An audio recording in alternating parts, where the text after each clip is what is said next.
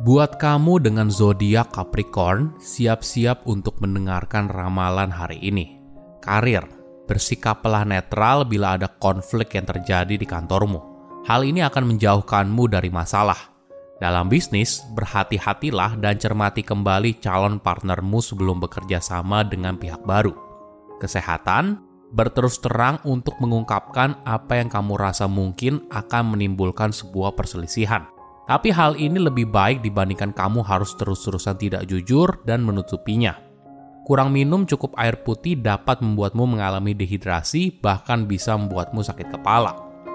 Keuangan, menyisihkan uang untuk membeli sesuatu di luar kebutuhan pokok bukanlah hal yang salah. Kamu hanya perlu memastikan itu tidak akan mengganggu kestabilan keuanganmu. Ini adalah ramalan yang saya baca dari media Femela.com. Mungkin kamu penasaran, loh, kok si kutu buku di awal sudah bicara soal ramalan? Jika bicara soal ramalan bintang, pasti ada banyak pro dan kontra. Ada yang percaya banget, ada juga yang justru nggak percaya banget. Nah, kamu tergolong tipe yang mana? Halo semuanya, nama saya Michael. Selamat datang di channel saya, Si Kutu Buku. Kali ini saya akan bahas soal kenapa sih banyak orang yang percaya dengan ramalan bintang. Mungkin kamu salah satunya yang percaya atau orang di sekitarmu percaya pada ramalan bintang. Sebagai manusia, kita selalu berusaha mencari cerita yang menghubungkan masa lalu, masa kini, dan masa depan melalui tujuan dan ekspektasi. Fungsi inilah yang diambil alih oleh astrologi, di mana astrologi membantu menciptakan dan memvalidasi konsep diri seseorang. Di sisi lain, astrologi juga menciptakan rasa kebersamaan. Misalnya, kamu datang ke sebuah acara di mana tidak ada orang yang kamu kenal. Tiba-tiba kamu dan orang asing punya rasi bintang yang sama. Mungkin saja kesamaan ini menjadi titik awal sebuah percakapan. Studi juga menemukan dalam kondisi yang penuh tekanan, seseorang menggunakan astrologi sebagai mekanisme pertahanan diri. Padahal jika kondisinya berubah menjadi stres yang rendah, orang itu justru tidak percaya.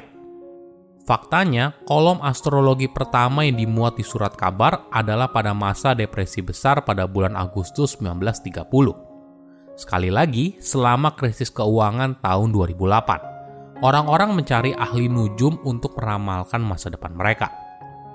Walaupun tidak ada sains di balik astrologi, tapi ini merupakan industri yang sangat besar di seluruh dunia. Di sisi lain, hal yang mendorong seorang pada ramalan bintang adalah ketidakpastian. Studi menunjukkan ketika kamu tidak tahu apa yang terjadi di masa depan, justru lebih memicu stres yang tinggi daripada kamu tahu kalau hal buruk akan terjadi.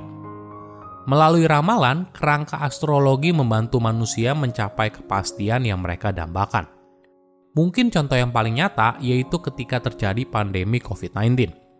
Para peramal di berbagai belahan dunia berlomba-lomba membuat prediksi kapan virus corona akan berakhir. Namun positifnya, ada juga orang yang mendapatkan manfaat saat menghadapi kehidupan sehari-hari. Ramalan ini menjadi dorongan bagi hidup mereka. Misalnya, ketika ramalan minggu ini berkata, ada sosok lawan jenis menarik yang mendekatimu. Mungkin saja hal ini membuat kamu jadi lebih terbuka pada orang lain, dan pada akhirnya kamu bertemu jodoh yang kamu inginkan.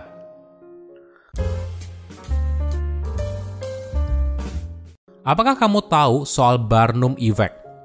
Jadi pada tahun 1949, seorang psikolog bernama Bertram Forer mendefinisikan soal Barnum Effect yang diambil namanya dari P.T. Barnum, seorang ahli sirkus yang hebat. Jadi, dia memberikan sekelompok sukarelawan sebuah tes kepribadian dalam tanda kutip. Lalu peneliti akan memberikan umpan balik seminggu kemudian. Peneliti bilang kalau mereka butuh waktu untuk melakukan analisa. Setelah seminggu berlalu, para responden menerima hasil tes mereka dan umpan balik yang diberikan cukup generik dan bahkan sama bagi setiap responden. Misalnya, seperti ada kalimat, kamu punya kecenderungan untuk disukai oleh orang lain. Atau kamu punya kecenderungan untuk kritis terhadap diri sendiri. Menarik ya, mayoritas responden merasa kalau hasil tes ini akurat dengan kepribadian mereka. Tentu saja mereka tidak tahu kalau masing-masing responden mendapatkan hasil yang sama. Jadi mereka merasa kalau hasil yang diberikan memang dibuat khusus untuk dirinya. Hal ini lalu membawa kita pada kesimpulan. Bagaimana bisa mereka merasa itu akurat? Toh mereka semua mendapatkan umpan balik yang sama. Namun ada yang menarik terjadi ketika kamu percaya sesuatu. Mungkin saja hal ini malah memunculkan fenomena self-fulfilling prophecy. Suatu harapan atau keyakinan yang dapat mempengaruhi perilaku, sehingga menyebabkan keyakinan tersebut menjadi kenyataan.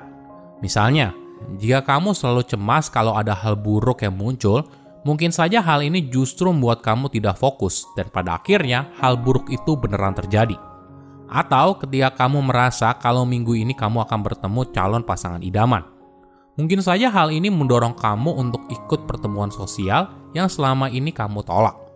Pada akhirnya kamu bertemu orang baru yang cocok dan pada akhirnya ramalan ini terbukti.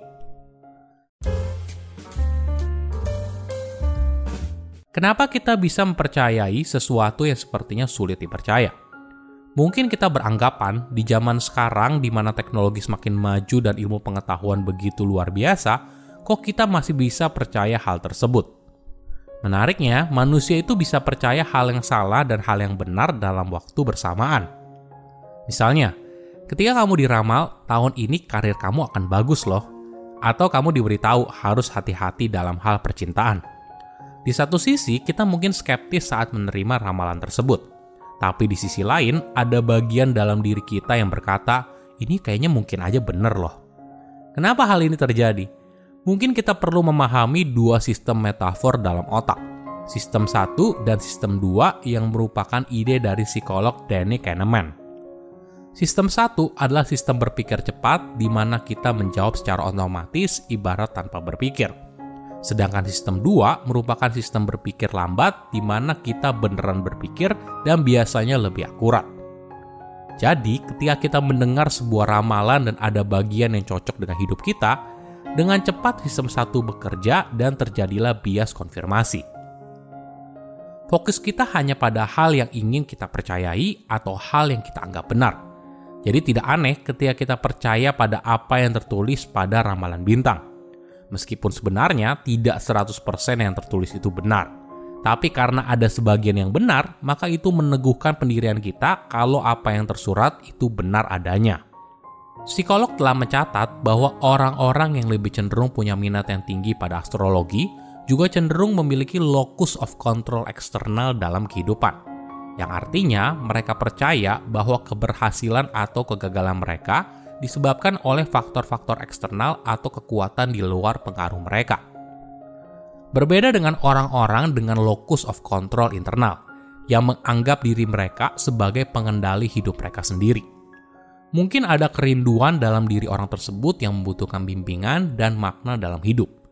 Wajar saja, mayoritas orang kadang tidak begitu tahu apa yang mereka cari, dan jawaban dari ramalan inilah yang cocok dengan apa yang orang butuhkan.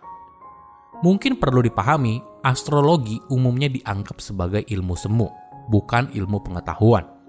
Tidak ada penelitian ilmiah yang memvalidasi hasil dari ramalan tersebut. Meskipun begitu, ramalan bisa menjadi alat yang menyenangkan dan tidak berbahaya jika digunakan untuk mengenal diri lebih lanjut dan memahami kalau ini hanyalah satu dari banyak cara yang ada. Silahkan komen di kolom komentar pelajaran apa yang kalian dapat ketika tahu informasi ini. Selain itu, komen juga mau tahu informasi apa lagi yang saya review di video berikutnya. Saya undur diri, jangan lupa subscribe channel YouTube Sikutu Buku. Bye-bye.